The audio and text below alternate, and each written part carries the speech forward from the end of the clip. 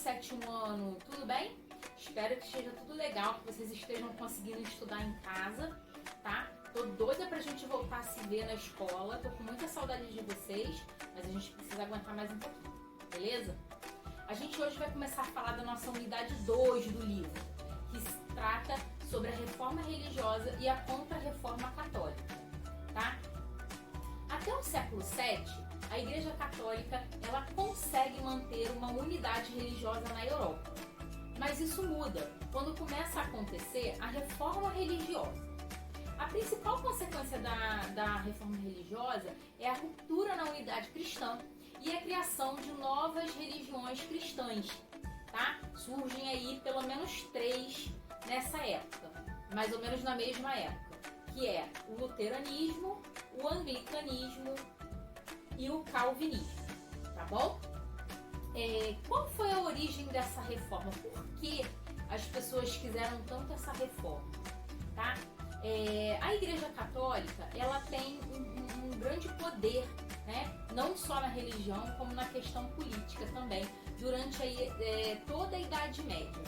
Com a chegada da Idade Moderna, a Igreja começa a perder esse poder, né? Mas eles precisam manter aí a sua riqueza, todas as coisas que eles conquistaram. Em contrapartida, você tem o questionamento que acontece por parte desses modernistas, que foi o que a gente estudou na nossa unidade passada. Lembram quando a gente falou sobre renascimento artístico e cultural? Uma das coisas que esses modernistas questionam, né, é a questão do comportamento do clero, tá? Eles querem saber o porquê que o clero se comporta daquele jeito, por que o clero faz determinadas coisas e não faz o que se espera que a igreja faça, pelo menos não nesse período, tá? A maior reclamação das pessoas é que a igreja não está tão preocupada assim com a questão religiosa, com a alma dos seus seguidores, e está mais preocupada com a questão política, com a questão monetária, tá? Outra questão também são algumas atitudes que a Igreja Católica toma, como cobrança de indulgências e venda de relíquias. As relíquias são coisas que pertenceram aos santos. Eles achavam que por ter pertencido aos santos, elas poderiam ser milagrosas, tá? Então eles vendiam pedaços de pano, dizendo que era roupa dos santos, dente, ossos, mecha de cabelo, tá? E tudo isso era vendido como relíquia dos santos, tá bom? Estava acontecendo uma crise dentro da Igreja Católica, tá?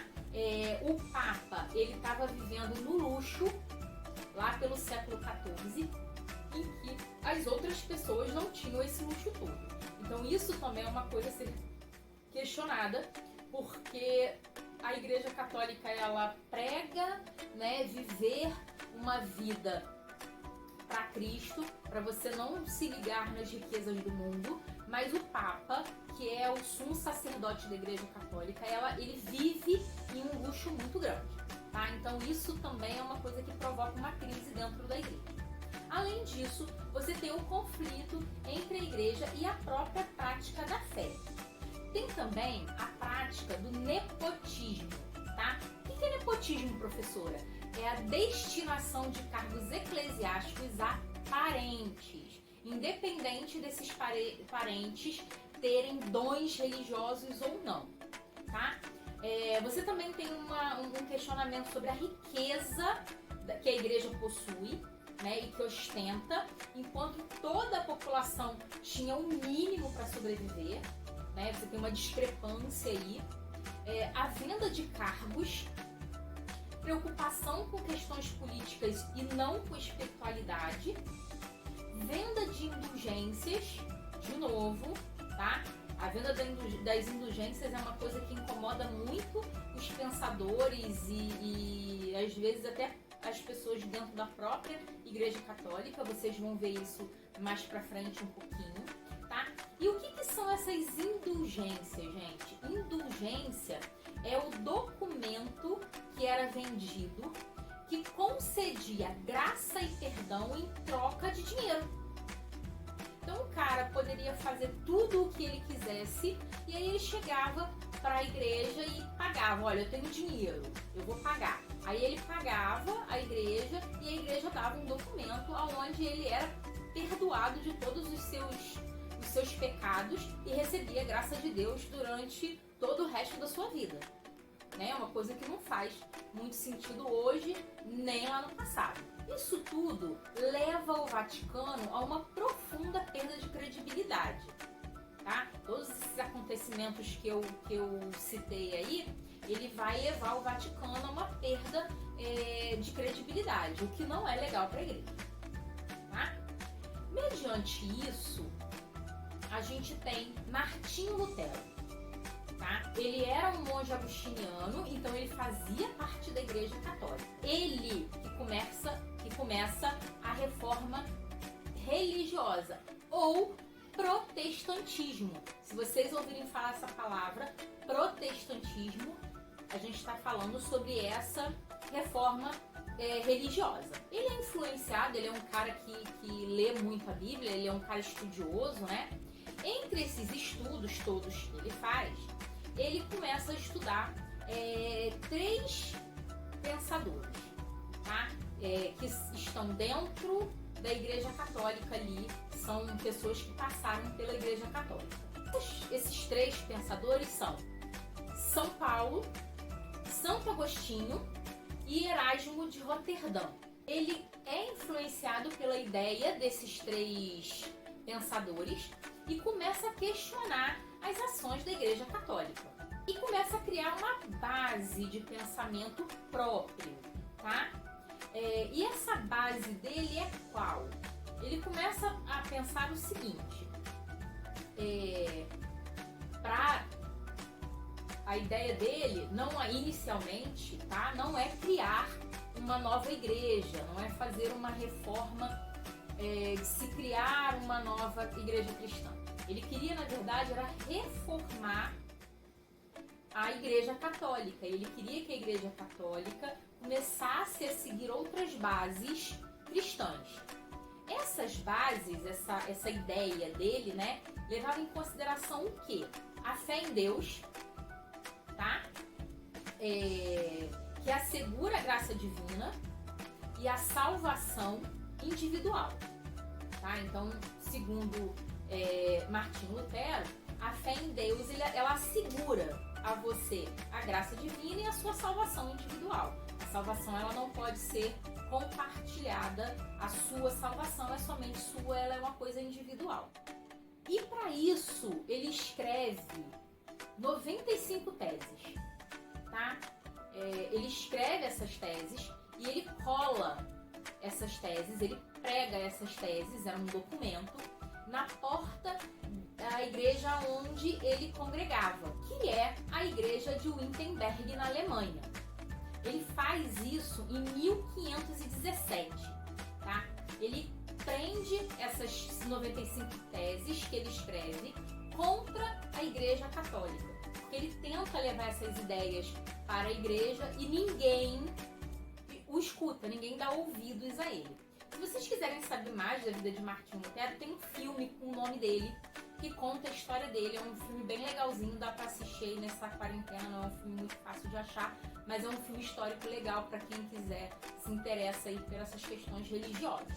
E essas 95 teses que ele escreve e prega lá na igreja, na porta da igreja de Wittenberg, ela tem alguns fundamentos, tá? Quais são esses fundamentos? Salvação pela fé, não pelas obras. Ele pregava a interpretação livre da Bíblia. Até então, na Igreja Católica, as pessoas não tinham acesso à Bíblia. Elas tinham que acreditar no que se era pregado na missa e no que o Papa falava, tá?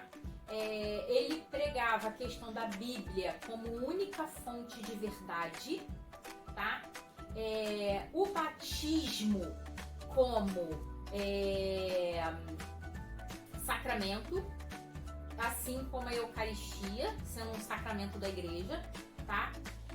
Outra coisa que ele levantava a questão era a não existência do purgatório. Até então acreditava-se que existia o purgatório.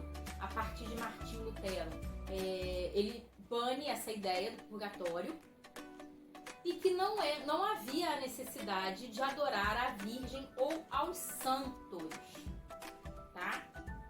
Que é uma prática comum na Igreja Católica, a questão dos santos, principalmente a questão da Virgem Maria, que é mãe de Jesus, tá?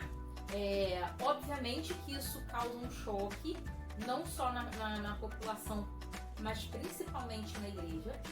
E aí, o Papa, que na época era o Papa Leão X, ele resolve tomar uma atitude, tá? E aí ele tenta convencer Lutero, tá, de retirar essas teses, mas ele não consegue. Martinho Lutero, ele tá irredutível, ele diz que ele não vai retirar, que ele acha que a igreja tem que se reformar e que essas devem ser as novas bases da Igreja Católica. E aí o que o Papa faz? Ele simplesmente, como ele não consegue fazer com que Martinho Lutero volte atrás no que ele falou, ele simplesmente bane o Lutero da Igreja Católica e censura os seus escritos. Acabou, Martinho Lutero não faz mais parte da Igreja Católica. O imperador católico da época era Carlos V, tá? Ele convoca uma assembleia para que Lutero possa se retratar diante da comunidade. Lutero o imperador também não consegue convencer Martinho Lutero de se retratar. Então o que ele faz? Ele considera Martinho Lutero como herege e excomunga Martinho Lutero e condena ele, tá? Martinho Lutero, ele foge e vai viver lá na Saxônia. Lá na Saxônia, ele começa a estudar junto com um teólogo e humanista, tá? E em 1530, ele lança esses fundamentos que depois são considerados como os fundamentos da doutrina luterana. Passa a ser conhecido como luteranismo, tá? E existe até hoje a Igreja Luterana.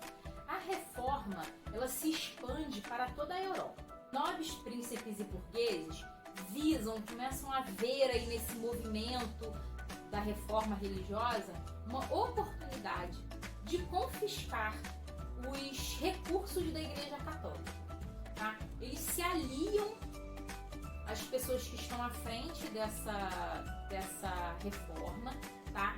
Contra os reis e os imperadores que tentavam manter uma unidade religiosa em seus territórios, tá? Além disso tudo, o que essas novas religiões defendiam, e isso é comum a todas as novas religiões, é a questão do culto na língua nacional. Até então, a Igreja Católica fazia missa em latim. Então vocês imaginem, por exemplo, uma missa que acontecia aqui na época do Brasil colônia, né? Nas igrejas católicas aqui no Brasil colônia. As pessoas mal sabiam falar o português, iam para a igreja e escutavam a missa em latim. É mais ou menos como você viajar daqui para a Rússia sem falar russo. Você vai chegar lá, a pessoa vai falar com você, você não vai conseguir se comunicar, não vai entender, tá? Então isso é uma coisa que todas as igrejas que surgem dessa reforma defendem, tá? A questão do culto na língua nacional. Se você está num lugar onde se fala alemão, você vai fazer o culto em alemão. Se você está num lugar onde se fala inglês, você vai fazer a missa em inglês. Se você está num lugar onde se fala francês, o culto será em francês. E isso acontece na Alemanha, tá? O luteranismo, ele surge na Alemanha. Na França, através de João Calvino, surge o calvinismo, ou doutrina da predestinação, tá? João Calvino, em 1530, ele formula o que ele chama de doutrina da predestinação. Ele escreve, tá, a instituição da religião cristã. É o livro que ele escreve e lança em 1536, tá? Onde ele reafirma aqueles valores lá que Lutero já tinha falado na questão da reforma religiosa, tá? E ele exalta os valores morais.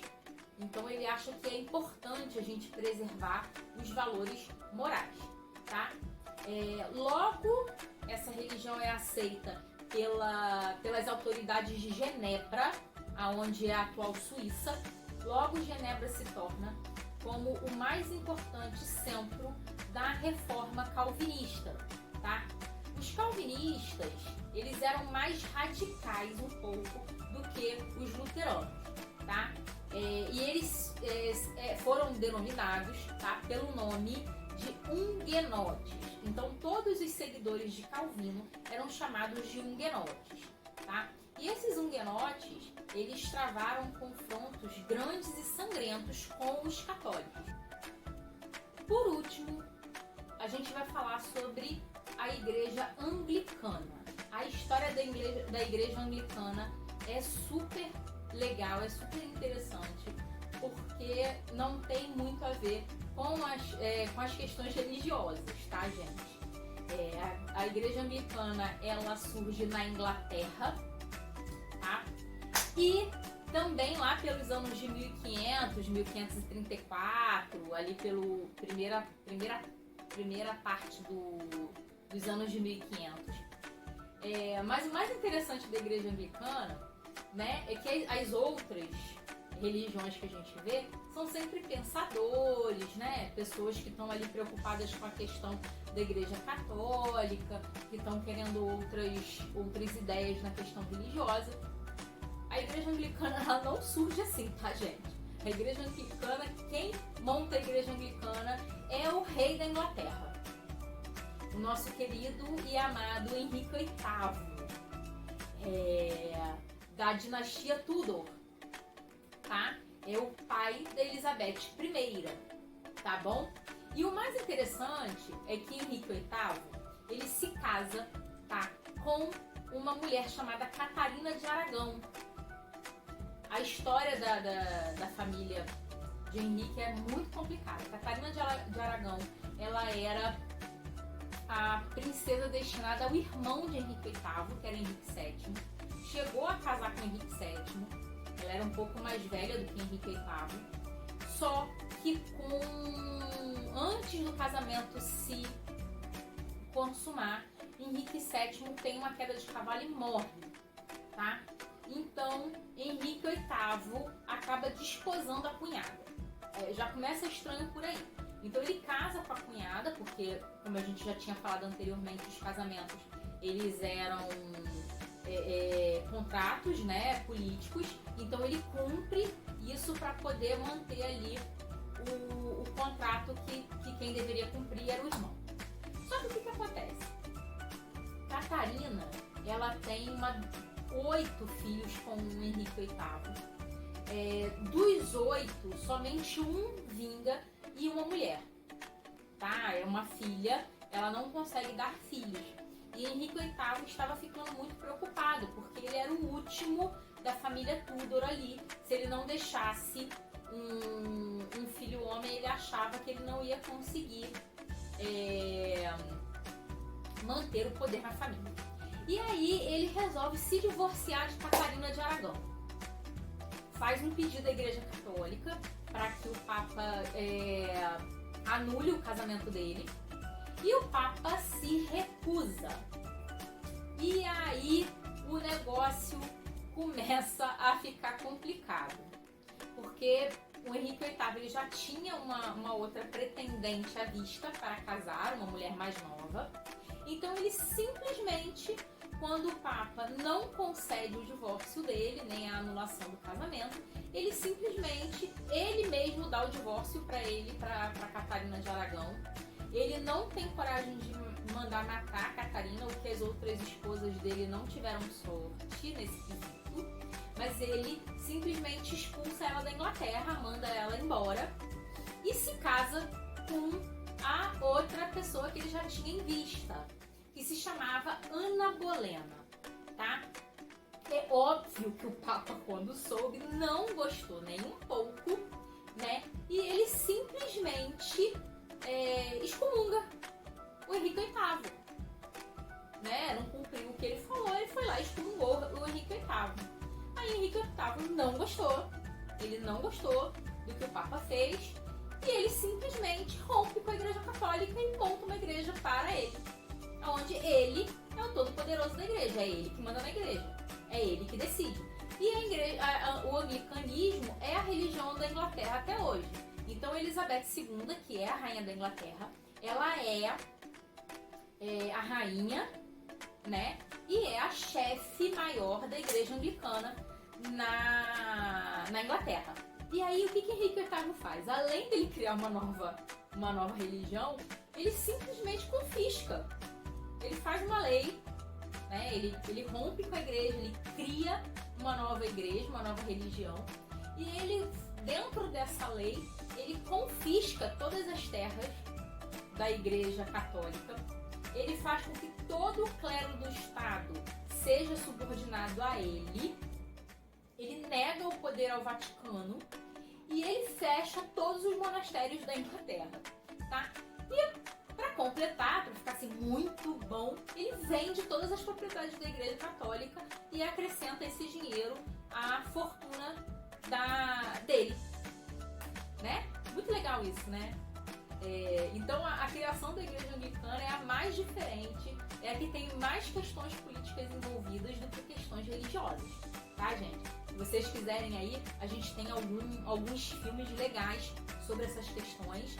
A gente tem tem os filmes da Elizabeth, né? Elizabeth a Era de Ouro, Elizabeth I, Elizabeth a Era de Ouro. A gente tem o filme chamado, acho que a Outra. E a gente tem uma série chamada Tudors, tá? Que conta a história de Henrique VIII e da família, da dinastia Tudor, tá? Que acaba, de qualquer forma, com a morte de Elizabeth I. A gente vai falar sobre Elizabeth mais pra frente, tá? Normalmente a vida dela é bem interessante, e a gente mais pra frente a gente vai ter um pedaço pra falar só sobre isso, tá bom? Esses foram as três religiões que surgiram com a questão da reforma religiosa. E aí, em contrapartida, né, com essas religiões surgindo, a Igreja Católica começa a querer tomar um posicionamento e fazer algo, tá, para tentar retomar essas pessoas que estavam começando a fazer parte de outras religiões, tá? Essa atitude que a Igreja Católica toma, historicamente, fica conhecido como Contra-Reforma ou Contra-Reforma Católica, tá? Qualquer uma das duas formas está correta. Em 1545, o Papa Paulo III ele convoca uma reunião que fica conhecida como Concílio de Trento, porque acontece na cidade de Trento, tá? A intenção dessa reunião é conciliar, tá, os protestantes e os católicos.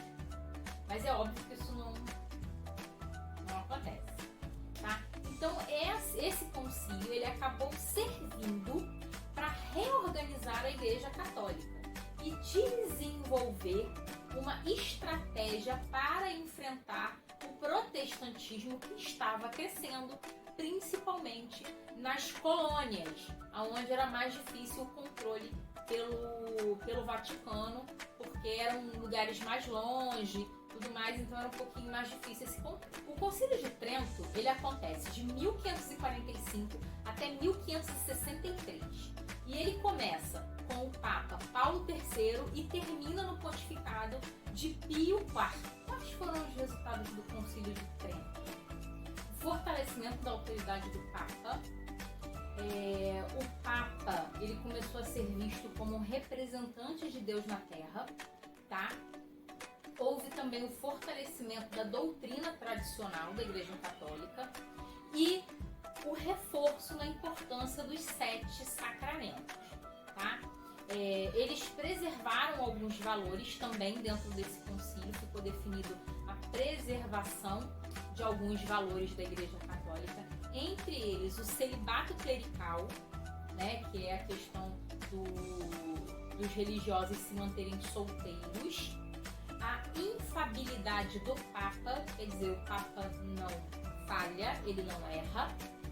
Também reforçaram a questão do culto à Virgem Maria e aos santos e a salvação pela fé e pelas obras, tá? Outras decisões que foram tomadas e que ficaram definidas nesse concílio foi proibição da venda de indulgências, a fundação de colégios e seminários para a formação de padres, foi definida uma idade mínima para que uma pessoa pudesse exercer funções eclesiásticas, os fiéis passaram a receber o catecismo, né, o catecismo lá, que é uma coisa que acontece na Igreja Católica até os dias atuais, e também a receber um missal. Normalmente as igrejas católicas usam um missal para quem participa da missa, tá? São livrinhos para participar da missa. Foi criada a Companhia de Jesus, a gente vai ver sobre ela quando a gente falar sobre o Brasil colônia, tá? Aqui no Brasil a gente costuma falar sobre os jesuítas, que são as pessoas que pertencem a essa companhia, Companhia de Jesus, e foi ativada a Inquisição. A Inquisição é um capítulo meio negro na questão da Igreja Católica e a gente também vai falar dela. As consequências do Concílio de Trento foram retorno da Inquisição. A Inquisição ela já tinha existido um período anterior, tá? E ela toma força de novo depois do concílio, tá? E tem outros moldes, outras práticas, aonde eles podem usar métodos de tortura para obtenção das confissões, tá? E foi criado o Tribunal do Santo Ofício, tá? Ele que tem o poder de processar, perseguir e condenar todo mundo que seja acusado de heresia, tá? Quer dizer, o Tribunal do Santo Ofício são as pessoas que são responsáveis pela questão da Inquisição e eles têm praticamente plenos poderes em relação, principalmente às pessoas que são acusadas de heresia. E qualquer um poderia fazer essa acusação, tá, gente? Então, a gente sabe que existe muita gente maldosa. Então, assim, as pessoas às vezes usavam essas acusações para poder ferir ou fazer mal a uma pessoa que ela não gostasse ou que ela achasse que era melhor que ela e ela não gostasse desse fato. A reforma religiosa, e a contra-reforma também, né? Ela causa alguns contratempos nas questões religiosas aí de muitas nações europeias, tá? Acontecem muitas brigas, muitas guerras, muita gente morre nesse período, tá? E aqui eu vou falar sobre duas coisas que acontecem, né, importantes aí em relação a essa briga entre os protestantes e os católicos, tá? A primeira é o massacre de São Bartolomeu, tá bom? Esse massacre, ele acontece lá no Reino da França e entre os dias 23 e 24 de agosto, mais exatamente na noite entre o dia 23 e 24 de agosto de 1572, tá? Mais exatamente na cidade de Paris. Nessa madrugada, do dia 23 para o dia 24, dezenas de huguenotes, lembram dos huguenotes? Eu falei aqui nesse vídeo? Os caras lá que seguiam Calvino, foram assassinados, tá? O que deu aí início a um massacre em 12 cidades do Reino da França, tá? Que durou de agosto até outubro daquele mesmo ano. Esse massacre fez com que vários, mas muitos católicos e muitos protestantes huguenotes morressem. Os huguenotes, eles levaram também para a questão política, tá? E vão acontecer outras coisas no decorrer desse massacre, mas por enquanto a gente só precisa saber isso, sobre esse assunto. Mais pra frente vocês vão ver os outros acontecimentos aí que esse massacre deu início, tá? Além do massacre de São Bartolomeu, a gente tem a Guerra dos 30 anos, tá? Apesar da maioria das guerras que a gente tem na nossa história que falam, a guerra, por exemplo, Guerra dos 100 anos, durou 120. A Guerra dos 30 anos, ela dura exatamente 30 anos. Ela vai de 1618 a 1648, tá? É o período em que ela dura. Ela tem 2 momentos, essa guerra, tá? E envolve diversos reinos e impérios. Além do cunho religioso, obviamente, ela teve aí um cunho político também. Na questão religiosa, a intenção era manter o poder das monarquias nacionais, né? Mas também teve a questão da disputa de territórios. As pessoas aproveitaram aí um segundo momento para ter essa questão política também. No primeiro momento da nossa guerra, né, que tem essa questão do cunho religioso, ela acontece por causa da demolição de 2 igrejas luteranas lá na Boêmia. Os luteranos, eles ficam enraivecidos pela questão da demolição das suas igrejas e começam uma luta, uma guerra, uma disputa com os católicos, porque são os católicos que mandam destruir essas igrejas, tá? O segundo momento, tá, acontece por questões políticas, tá? É uma luta que ocorre dos príncipes protestantes alemães contra os Habsburgos católicos, tá? Eles começam um desafio aí, tá? Pela questão religiosa também, mas não só religiosa, tá? O poderio estava na mão dos católicos e os príncipes que eram protestantes queriam esse poder político, tá? E aí você tem a questão levada em consideração da religiosa, porque pertenciam a religiões diferentes, a pensamentos religiosos diferentes, mas o principal cunho aqui é político.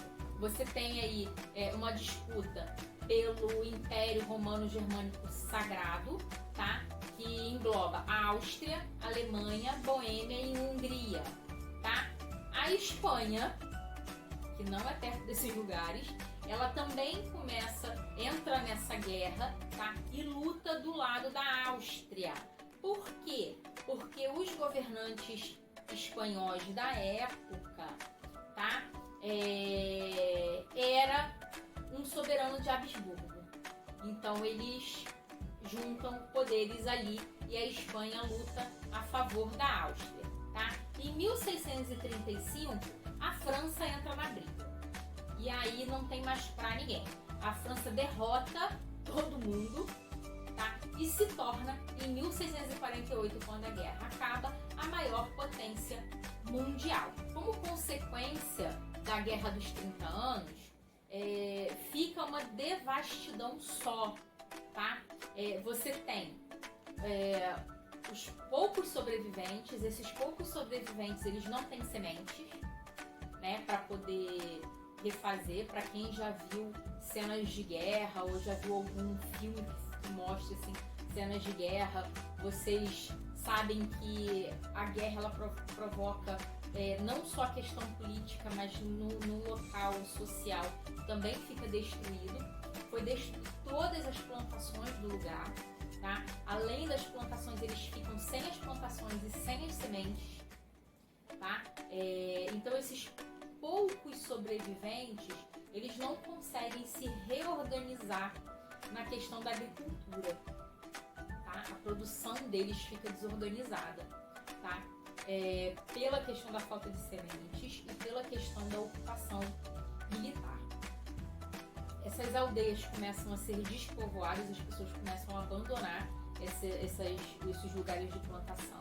E as poucas pessoas que ficam morrem de fome, tá? A guerra, ela tem, não só nessa época, como até os dias atuais, ela afeta muito mais as pessoas que estão, os inocentes, aqueles que não pediram para entrar na guerra, do que as próprias pessoas que estão lutando. Não que esses não tenham sequelas, problemas depois, tá? Mas as pessoas inocentes, elas costumam pagar muito caro por um governo que quer guerrear, seja lá pelo motivo que for. A gente encerra nossa aula por aqui. Espero que vocês tenham gostado do nosso assunto de hoje, tá? Um beijo, e eu vou deixar na descrição do vídeo os exercícios pra gente fazer. Na semana que vem a gente vai ter aula ao vivo, 702 na segunda-feira e 701 na sexta. Gente, por favor, exercício feito, texto lido pra gente tirar dúvida e corrigir. Tá bom? Tchau pra vocês. Beijos, até semana que vem.